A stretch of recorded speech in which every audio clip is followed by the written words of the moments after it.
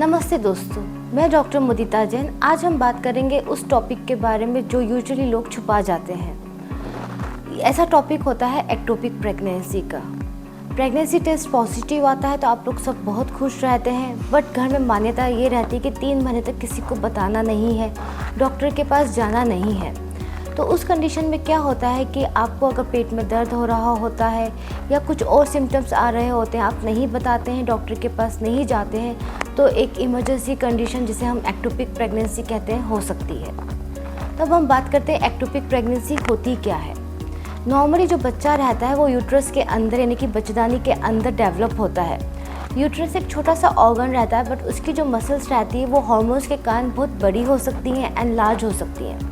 पर अगर बच्चा आपका यूट्रस में ना होके उसी के पास एक फैलोपियन ट्यूब होती है, अगर उसमें होता है, नसों के अंदर होता है, तो उन नसों की जो मसल्स रहती हैं वो इतनी मजबूत नहीं रहती है। तो बच्चा यूजुअली 4 से 5 हफ्ते का, जिसे आप कहते हैं 1.25 महीने की प्रेगनेंसी, 2 महीने की प्रेगनेंसी में ही रप्चर हो जाता है, क्योंकि उसको जगह नहीं मिलती है फैलने के लिए।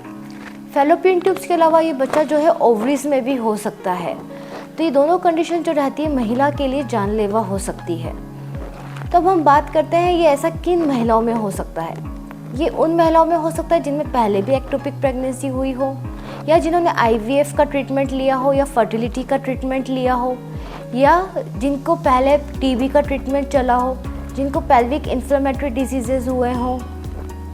इन सारी कंडीशंस में जो रहता है वो एक्टोपिक प्रेगनेंसी होने की संभावनाएं बढ़ जाती हैं। तब हम बात करते हैं एक्टोपिक प्रेगनेंसी के रेड फ्लैग्स क्या होते हैं, इसके सिम्टम्स क्या होते हैं। इसके सिम्टम्स नॉर्मल प्रेगनेंसी जैसे ही रहते हैं। आपका प्रेगनेंसी टेस्ट पॉजिटिव आएगा, आपको नौजिया होगा, वोमिटिंग होगी, पर साथ ही साथ आपको पेट में हल्का फुल्का दर्द बना रहेगा। कई बार अंदर ही अंदर रप्चर हो जाता है, आपका केस डायग्नोस नहीं हो पाता है, तो खून अंदर ही अंदर पेट में जमा होने लग जाता है। जब खून बहुत ज़्यादा जमा हो जाता है तब आपको चक्कर आने लग जाते हैं, डिजीनेस होने लग जाती है, आपको राइट साइड में शोल्डर में पेन भी डेवलप होने लग जाता है अगर ब्लीडिंग पेट में बहुत ज़्यादा जमा हो गई होती है। तो नीचे से वजाइना से भी आपको ब्लीडिंग हो सकती है। तो अब हम बात करते हैं कि एक्टोपिक प्रेगनेंसी को हम कैसे रूल आउट कर सकें।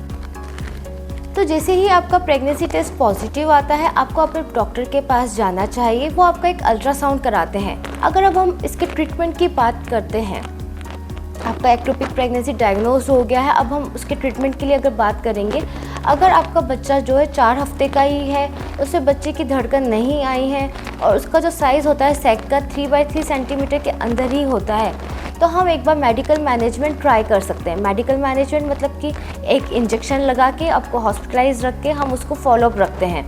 अगर उसके कारण बच्चा सूख जाता है और आपको कुछ नहीं करना पड़ता है तो आपके लिए बहुत अच्छा रहता है।